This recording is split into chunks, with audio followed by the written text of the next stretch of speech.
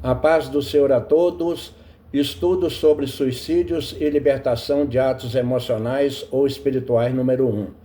Para visualizar o estudo completo, clicar na foto menor acima e à esquerda do meu history no Facebook. Glória ao Pai, glória ao Filho e glória ao Espírito Santo de Deus. A prática de suicídios é considerada questão de saúde pública, com registros de 14 mil casos anuais, sendo em torno de 40 casos diários no Brasil, inclusive na zona rural. A bem da verdade, o suicídio é a renúncia da vida física e da vida espiritual para sempre na eternidade. Assim, vidas falecem no pecado de se matar. Para entendimento geral, há enfermidades físicas e espirituais, há depressões físicas e espirituais e há suicídios praticados por motivos físico-emocionais e por opressões espirituais. De um lado, estão as variadas opressões provocadas por demônios que oferecem aos depressivos o falso refúgio da reencarnação que não existe, e do outro lado, a cura e libertação que só há em Jesus Cristo. Na grade curricular do curso de medicina, no ciclo clínico, consta a psiquiatria, que busca tratamento para doenças mentais. A grade curricular não contempla e nem se propõe tratamentos na esfera espiritual, pois questões espirituais são tratadas pelas igrejas, notadamente as pentecostais. Os psiquiatras medicam, orientam e tratam doenças mentais com resultados satisfatórios. 1 Coríntios 2,14. Ora, o homem natural não aceita as coisas do Espírito de Deus, porque lhes são loucura, e não pode entendê-las, porque elas se discernem espiritualmente. Há suicídios consequentes de depressões de causas emocionais existenciais e aquelas complicadas e ocultas de causas espirituais. Realmente é difícil para qualquer pessoa constatar uma depressão espiritual, mas, infelizmente, há enfermidades físicas e espirituais, e a Bíblia registra a cura de uma mulher oprimida durante 18 anos por um espírito de enfermidade, conforme Lucas 13, de 10 a 17.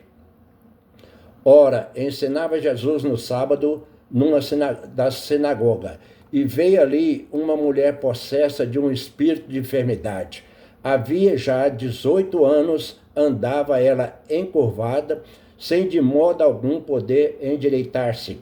Vendo-a Jesus, chamou-a e disse-lhe: estás livre da tua enfermidade. E, impondo-lhe as mãos, ela imediatamente se endireitou e dava glória a Deus. Nota: ela só obteve cura e libertação quando chegou a Jesus. A pessoa com depressão espiritual deve ser socorrida na esfera espiritual. Há alguns livros importantes sobre autoridade espiritual disponível.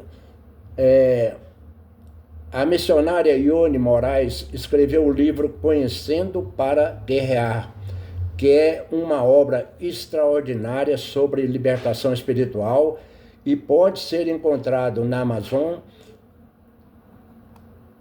Vale a pena para conhecimento do mundo espiritual.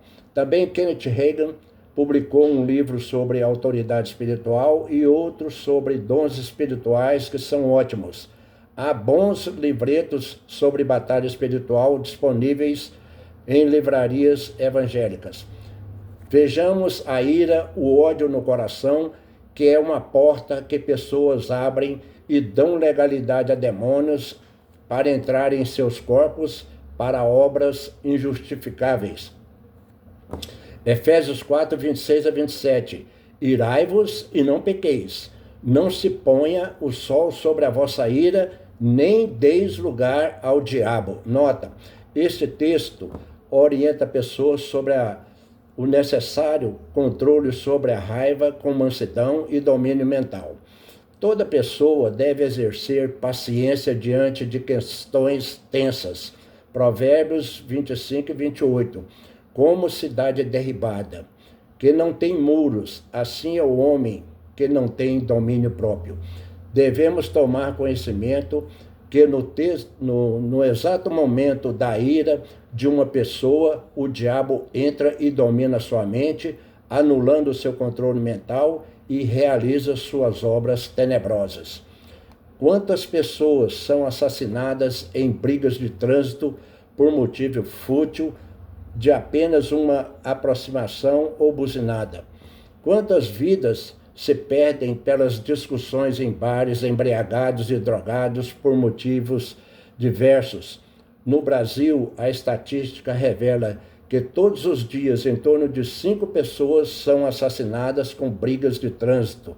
A ira gera o ódio permanente que é responsável por muitas guerras. A soberba e a ignorância estão sempre em ação. O pecado é coisa séria e instrumento do diabo para se apossar de pessoas e dominá-las, para realizar suas obras e propósitos. João 10:10. O ladrão vem somente para roubar, matar e destruir. Eu vim para que tenham vida e a tenham em abundância. Eu sou o bom pastor dá vida pelas ovelhas. Nota: recebam Jesus e terão as suas libertações. A origem de suicídios, corrupções, assassinatos e muitas enfermidades decorre da legalidade que as pessoas dão aos espíritos das trevas, como pecados e relações espirituais com os chamados espíritos de luz. 2 Coríntios 11, 13 e 14. Porque os tais são falsos apóstolos, obreiros fraudulentos, transformando-se em apóstolos de Cristo, e não é de admirar, porque o próprio Satanás se transforma em anjo de luz. Nota: nas igrejas pentecostais, nos dias atuais, em cultos de libertação, constatamos frequentes expulsões desses espíritos das trevas, travestidos de espíritos de luz, e eles são expulsos pela autoridade do nome de Jesus, conforme Lucas 10, 17 e 18. Então regressaram os 70 possuídos de alegria, dizendo: Senhor, os próprios demônios se nos submetem pelo teu nome. Mas ele lhes disse: eu via Satanás caindo do céu como um relâmpago. Atos 8, de 5 a 8. Filipe anunciava-lhes a Cristo. As multidões atendiam unânimes, pois os espíritos imundos de muitos possessos saíam gritando em alta voz, e muitos paralíticos e coxos foram curados. Jesus, antes de ser elevado aos céus, ele delegou à igreja a sua autoridade por meio do seu nome. Em nome de Jesus, qualquer espírito pode ser repreendido e expulso dos corpos das pessoas. Vamos considerar que nos manicômios há muitas pessoas desenganadas como loucos, que não respondem a nenhum tratamento medicamentoso e psicológico, e na Bíblia há relatos dessas vidas em estado de loucura. Mateus 4, 24. E a sua fama correu por toda a Síria, e traziam-lhe todos os que padeciam, oprimidos por várias enfermidades e tormentos, e os endemoniados, os lunáticos e os paralíticos, e ele os curava. Marcos 5, de 1 a 20. E saindo ele do barco, lhe saiu logo ao seu encontro dos sepulcros um homem com espírito imundo. Marcos 9, 17 e 18. E um dentre a multidão respondeu: Mestre, trouxe-te o meu filho possesso de um espírito mudo, e este, onde quer que o apanha, lança-o por terra, e ele espuma, rilha os dentes e vai definhando. E muitas vezes o tem lançado no fogo e na água para o destruir. Mas se tu podes fazer alguma coisa, tem compaixão de nós e ajuda-nos. Lucas 9, 38 e 39. Apelo.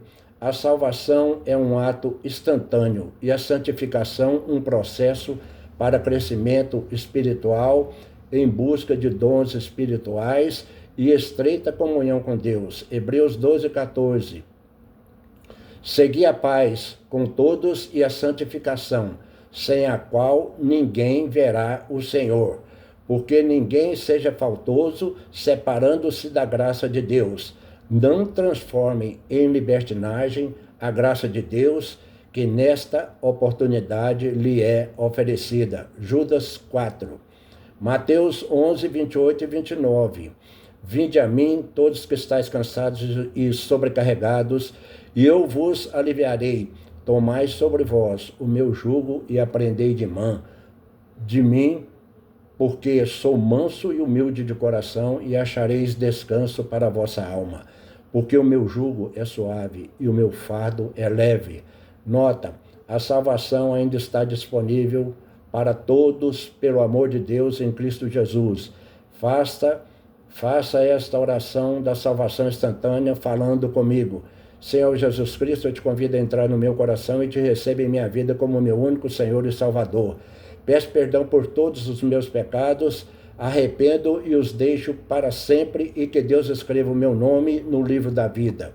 Não se engane, religiões, igrejas, obras humanas não salvam, só Jesus salva.